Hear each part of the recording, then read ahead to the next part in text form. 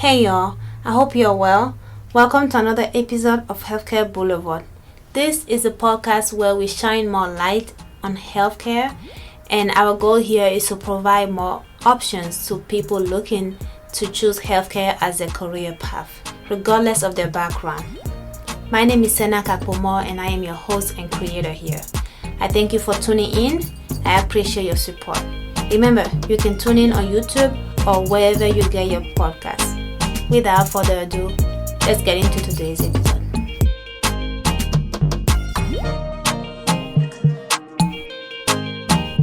Alright, welcome back again, y'all. We are on the mic today. Well, I'm on the mic, and we are going to be doing the preliminary intro, just the raw intro of pharmacy as a profession. If you haven't yet, check out my last episode, which was our first episode on pharmacy as a profession, and I had a pharmacy student on there, and we had a nice interview, getting a view of the process essentially of getting into pharmacy school, and she also gave us a forward looking of what is to come thereafter. So that was a great interview. It was a great episode, a great way to open up the page on pharmacy. And so today is just me. I don't have anybody else here with me. And I'll go into just the basics, I should say, of pharmacy as a profession for anybody interested in the profession. So, as I mentioned before, I'll do it again. I get most, if not all, of our information from the AACP. Now, while doing my research, they refer me to another website, which is pharmacyforme.org, and so and that website is hosted by AACP, and AACP stands for American Association of College of Pharmacy. So they are the professional organization for the professional organization for the profession of pharmacy. The UK is a lot of P's. So let's do this thing. So what is a pharmacy? What is a pharmacist? Pharmacists are medication experts who enhance patient care and promote wellness. They use their professional knowledge as pharmacists to prepare and dispense prescriptions, ensure medicines and doses are correct, prevent harmful interactions, and counsel patients on the safe and appropriate use of their medications. So that gives you much of what you need to know about pharmacists. So that is what they do. I will want you to remember, and I might say this multiple times, pharmacists are found in so many different settings, and nearly every setting you can any specialization you may think of for medicine, you can specialize in that for pharmacy, and we'll get into that. I'll give you some of those names later on. So that is simply what a pharmacist does. Now the next question I will answer here today is how to become a pharmacist. Now, I'm gonna start by taking this from high school. So you finish your high school, you have 2 to 4 years of pre-pharmacy study, and what that means, the reason it varies is, unlike some other professions like med school or PA, you don't need a bachelor's degree. There may be some advantage to having a bachelor's degree, and depending on what your route is, if you haven't even decided you wanted to do pharmacy school until you are already close to finishing your bachelor's degree, you may end up getting one anyway. But what it is, the point is, you don't need it. It's not required to have a bachelor's degree, as long as you have your prerequisites and you have your entrance exam. So the entrance exam is PCAT, and that stands for pharmacy college admissions test. That's the entrance test that most schools require. What I found is that that's about 80% of schools require PCAT. And that leaves you only about 15% that don't require PCAT. So though that is an option to get in without PCAT, the number of schools that require is so large that it's essentially like, yeah, you need a PCAT to get into pharmacy school. Now, if you are wanting to get into pharmacy school and you are a terrible test taker, I feel for you. I really do. I am dealing with the same diagnosis in my life and that stuff. You can take your chance with applying to those 15% of schools that don't require PCAT.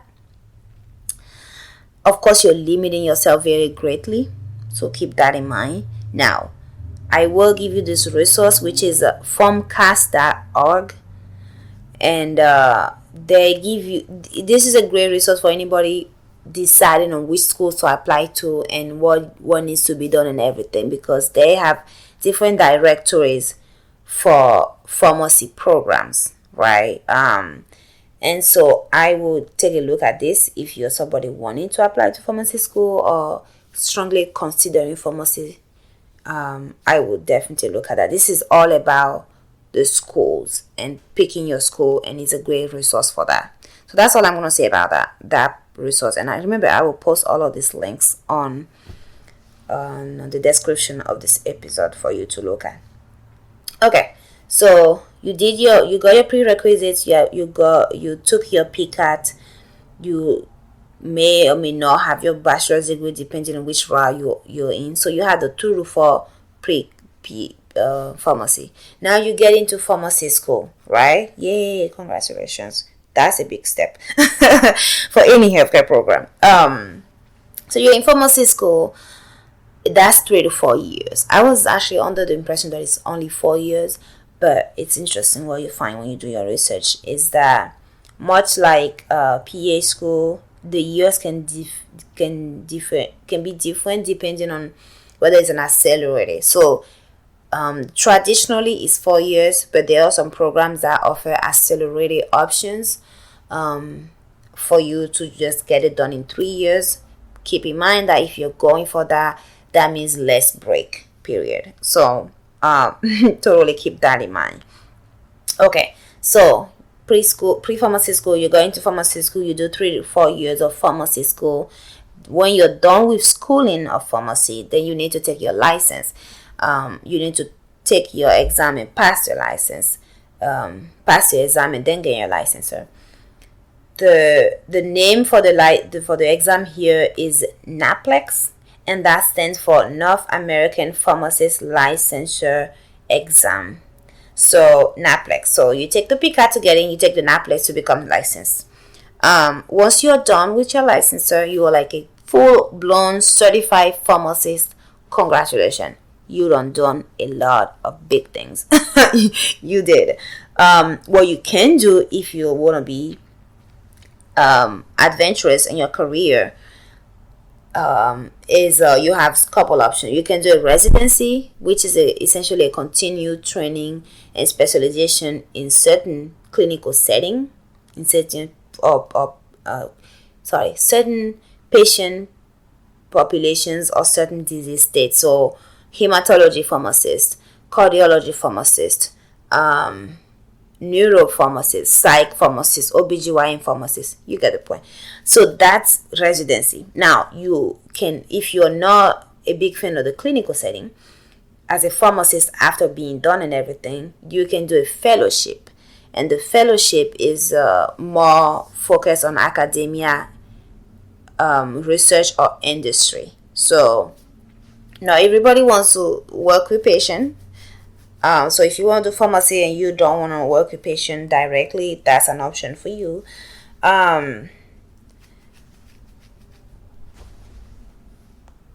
So besides all of that, so that's it. You're done. You can, those are your options.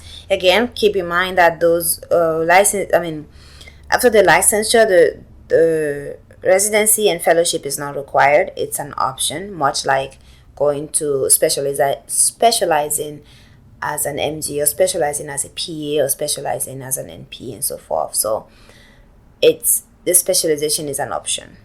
But if that's something you see yourself in, it definitely is a great option for you. Okay. So what is a pharmacist? We did that. How do you get into pharmacy school? We did that. What options you have after pharmacy school? Check. The last thing I want to get into today, and because I try to make these episodes short, I know my interview episodes are long. So the last thing I want to get into today is this website. I mentioned it before, pharmacyforme.org. This is a great resource as well. I will look at this, and as Meg and a couple other folks have mentioned before when I had interviews, this is a great resource for you to get started. But try to get hands-on experience. Talk to real folks who are doing pharmacy. Maybe go to their work setting if they are allowing you to do that.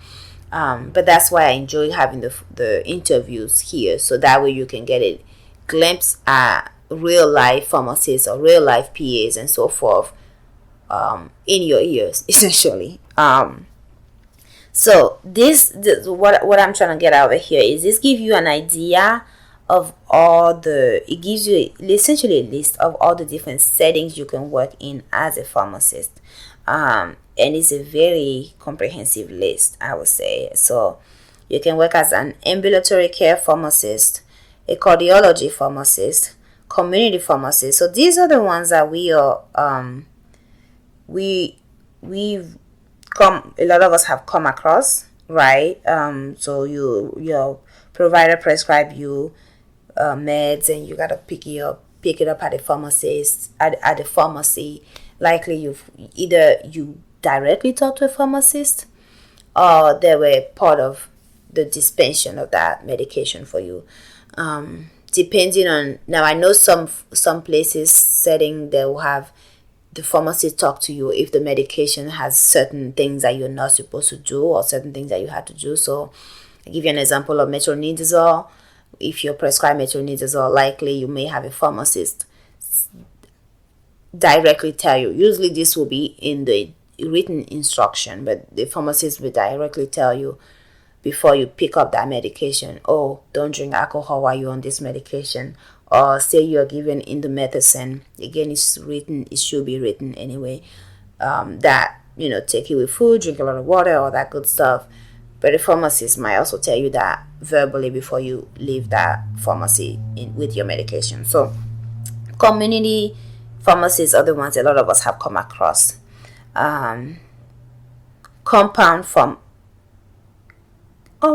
Compounding pharmacists, what is that? Compounding pharmacists work in high sterile control and safe laboratory, which can be independent or inside a medical facility. Very interesting. So you can tell I didn't read all of this before this, so I want to give you an idea of this, give you a taste of this, so you can go ahead and take a look at it yourself if that's something you wanted to do. There's geriatric pharmacists, hospital pharmacists, infectious disease pharmacists, nuclear pharmacists, oncology pharmacists, pediatric pharmacists, and the list goes on. So let's end it there. Oh, the nuclear pharmacy is a cool one. So they deal with they handle radio pharmaceuticals. So that's pretty cool. But yeah, so I'm going to end it here, and I try. This is gonna be a shorter one. I'll end it here. I do, if you're so kind, I will I'll present something to you that I'm thinking of doing. Let me know what you think of it.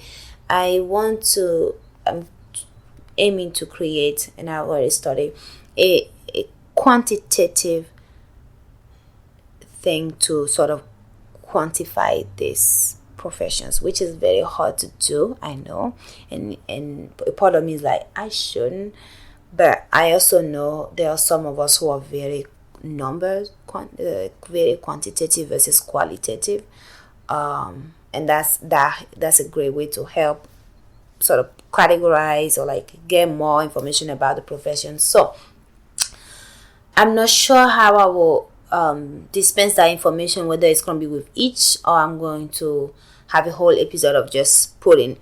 So it's still in the works, but if that's something you think that will be useful for you to essentially have a number attached to each profession, let me know in the comments. I'll appreciate it. And it will help. Like if a whole lot of people are telling me, no, don't do that, I'm dropping the pens. I'm not doing it. I'm doing this for y'all. So if y'all think it's not going to be useful, yeah, that doesn't make sense for me to do it. So let me know what you think of that. If you're listening to this on any platform, I'll appreciate a review. Thank you. That's what I'm looking for. But other than that, you'll have a beautiful day. Adios. All right, that's all I have for you today. Thank you again for joining me. I appreciate you. Please subscribe, follow, like, comment, and share. And stay blessed. Bye.